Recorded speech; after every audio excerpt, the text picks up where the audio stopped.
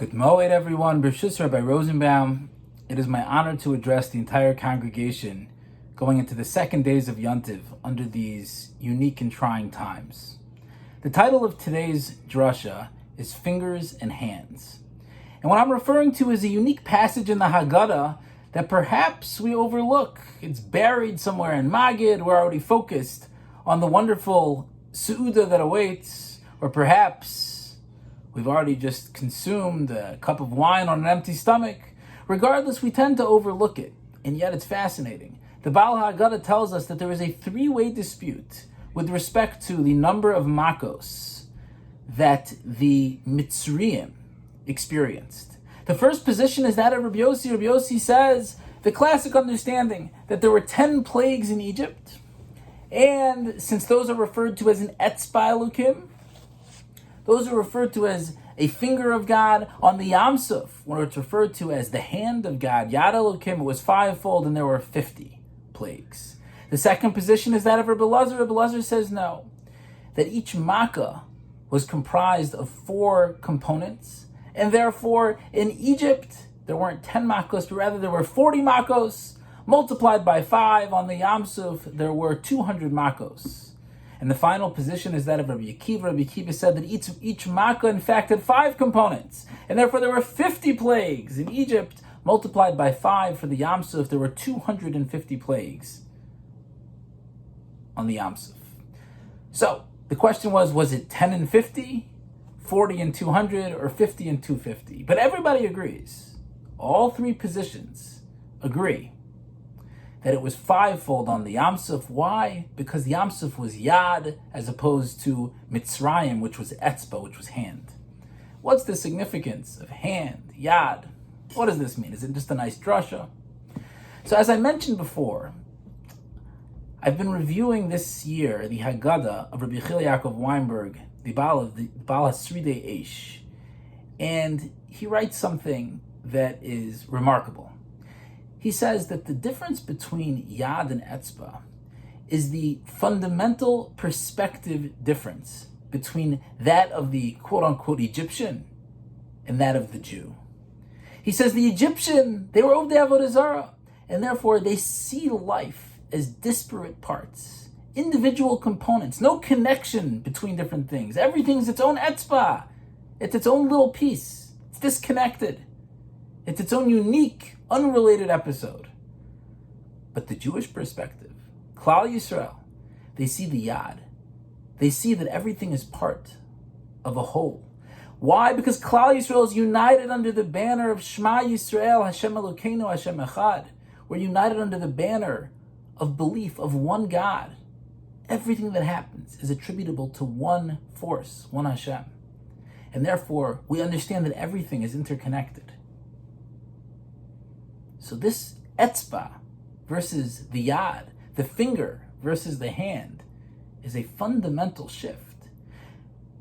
The Egyptian perspective was everything's an etzba. It's just disparate parts. But when it comes to Klal Yisrael's perspective, al Sfas Hayam, there we see now, it's all interconnected. And explains the Sridei Eish, who better to teach us this lesson than Rabbi Akiva? What's Rabbi Akiva famous for? Rabbi Akiva is, of course, famous for the Gemara at the end of Makos. The Gemara at the end of Makos tells us that Rabbi Akiva was with other scholars, and they witnessed foxes running out of the ruins of the Beis HaMikdash. And everybody else began to cry, and Rabbi Akiva began to laugh. And they said, Rabbi Akiva, why are you laughing? And Rabbi Akiva said, why are you crying? They said, why are we crying? Because foxes are running out of the ruins of the Beis HaMikdash. There's no greater testimony to the destruction of the temple than the fact that wild animals can just roam free. And Rabbi Akiva said, that's precisely why I'm laughing. And he famously says, the Gemara tells us, that through the fulfillment of the prophecy of Shu'alim Yelchubo, since I see the fulfillment of that prophecy, I see that indeed the destruction has come. I know as well that the prophecy of the future redemption will come as well. And therefore, in the destruction itself, I see hope. I see that this is not the end of the story. It doesn't end here. I see that there's a God, there's a future. And that's all part of the unfolding of history. So therefore, I don't see this as an end. Of course, it's sad, but it's also indicative of the unfolding of the future. And I know the next prophecy will be fulfilled as well. He didn't just see life as an etzba, but rather he saw it as a yad, a greater whole. And this is the powerful lesson that Rabbi Chil Yaakov Weinberg teaches us in this little piece of the Haggadah, is that Asvas Hayam, that's the Jewish perspective. That's where we see Yad Elokim. We understand and we appreciate that our life, that life in general, is all interconnected. It's all governed by one God. It's not disparate little parts, but rather it is part of a greater whole. And that's the Jewish perspective. This is a particularly comforting message now, as we live through very trying times. Lo Aleinu, people are dying. It's tsaras, unbelievable tsaras. We have to appreciate this is part of a broader picture, a broader world. That's part of our perspective. And that's what Rabbi Kiva teaches us, is Akiva nicham tanu. Don't get caught in the etzba. Look at the whole. Look at the yad. You know, as part of this whole social distancing and everybody staying at home, it's inevitable that you have your family blow up moment. It's human nature when everybody's in close quarters at a certain point, even though everybody's on their best behavior, there's going to be that blow up moment.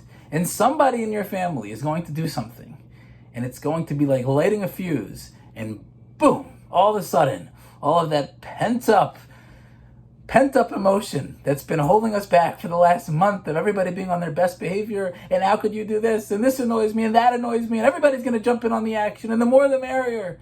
Boom, it's the blow-up moment. And that's normal, that's human nature.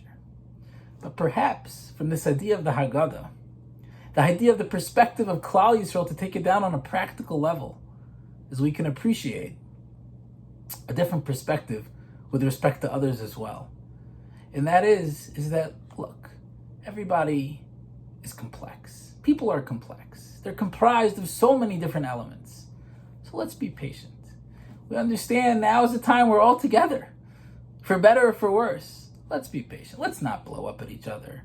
Let's overlook things. Let's look at the greater whole. Of course, the person did X, Y, and Z that was frustrating to me. But you know what? They also have ABC, and that's why I love them.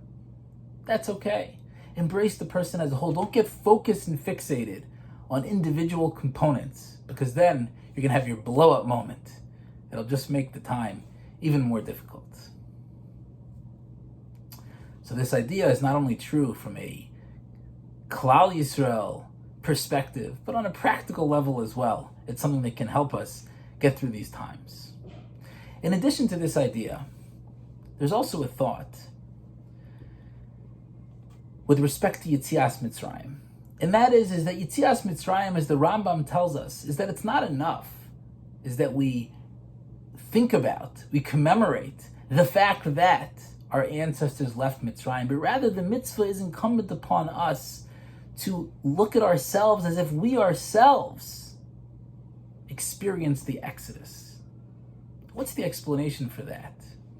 And for that I saw the commentaries explain is that there's no greater threat to everything that we do than what they refer to as hisyashnus, which is things becoming old, things becoming by rote, things losing their meaning, just getting stuck in the day in and the day out, and everything just becoming old and fatigued. What we need to do when it comes to Yetzias Mitzrayim, when it comes to our faith, is we have to have a renewal experience. Is annually we have to act like we ourselves had this redemption. We went through it ourselves. It has to be fresh. It has to be exciting to us. That has to be our approach to Yiddishkeit. We can't let it become old and fatigued and dusty and worn out. But rather, no, is that it has to be something fresh, something exciting. And that should be our approach to Yiddishkeit. That should be our approach to Emunah. So what's the first mitzvah that Klal Yisrael got? Achodesh hazeh lachem, is we talk about the new moon.